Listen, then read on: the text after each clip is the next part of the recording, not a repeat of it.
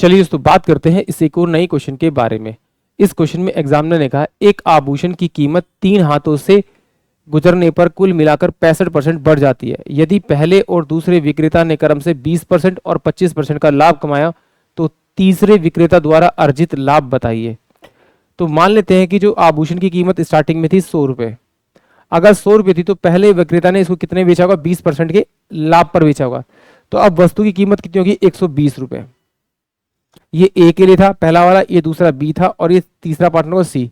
तो बी के लिए अब इसका क्रय मूल्य कितना हुआ, 120 रुपए हुआ। अब ये आगे इसको बेचेगा कितने परसेंट के प्रॉफिट में, 25% के प्रॉफिट में। तो इसका 25% निकालेंगे तो आएगा कितना, 30 रुपए, और 30 रुपए इसमें जोड़ देंगे तो ये 150 रुपए हो जाएगा। अब ये सी के लिए क्रय मूल्य हो गया, सी अब इसे आगे बेचेगा, उसकी परसेंटेज देनी रहेगी।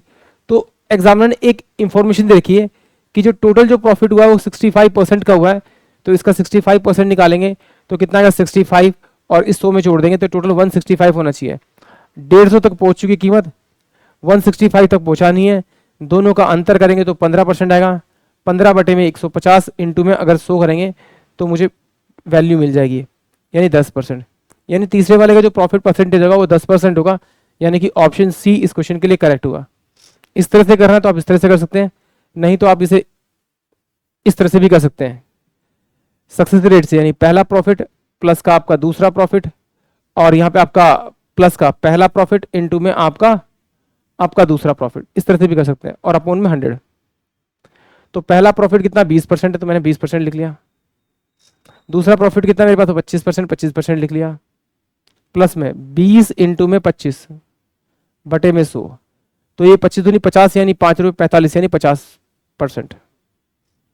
अब मुझे तीसरे का निकालना है 50%, तो ये मेरे पास है 50% होगा, 50% प्लस में मान लेते हैं कि वो x% है, प्लस में 50 इंटू में x% अपॉन में 100, ये बराबर किसके होना चाहिए, 65% के बराबर होना चाहिए। 50 और दूनी 100 हो जाएगा, क्रॉस मल्टीप्लाई करेंगे तो ये 100% हो जाएगा आपका, प्लस का आपका 2x% हो जाएगा, प्लस का x% हो जाएगा आपका, और बराबर में कितना होगा, 5 दूनी 6 दूनी 13, 130% हो जाएगा, 6 दूनी 12। तो ये मेरे पास कितना होगा 3x, बराबर में ये उधर जाएगा तो 30 बचेगा आपका, इस 3 से 3 गया तो x% की जो वैल्यू आएगी वो आएगी आपकी 10%। यानी कि ऑप्शन सी जो है वो इस क्वेश्चन के लिए करेक्ट होगा। नहीं करना इस तरह से तो भैया फिर ऑप्शन की मदद से कर लेते हैं। कैसे तरह देखिए, सेम यही रूल यूज करेंगे कि देखिए मुझे पता था कि मुझे दे रखा है 100 रुपये कीमत, तो पहले वाला बेचेगा वो कितने बेचेगा, 20% के प्रॉफिट पे, तो कितना हो गया 120। फिर दूसरे वाले से कितने बेचेगा, 25% के प्रॉफिट पे, यानी 150, 150।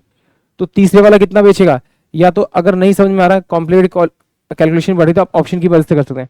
अभी तो मेरे को आंसर पता तो मैं इसे डायरेक्ट लूंगा, इसका 10% निकालूंगा तो मेरे पास कितना आएगा 15, और अगर मैं 15 इसमें जोड़ दूंगा तो मेरे पास में कितना आएगा 165। और एग्जामिनर ने कहा है कि जो कुल कीमत बढ़ी है वो 65% बढ़ी है, इसका 65% निकालेंगे तो 65 निकलेगा, और 165 जो होगा वो इसके बराबर होगा, यानी कि जो ऑप्शन सी होगा वो इस क्वेश्चन के लिए करेक्ट होगा। आई होप आप सभी क्वेश्चन समझ में आया होगा।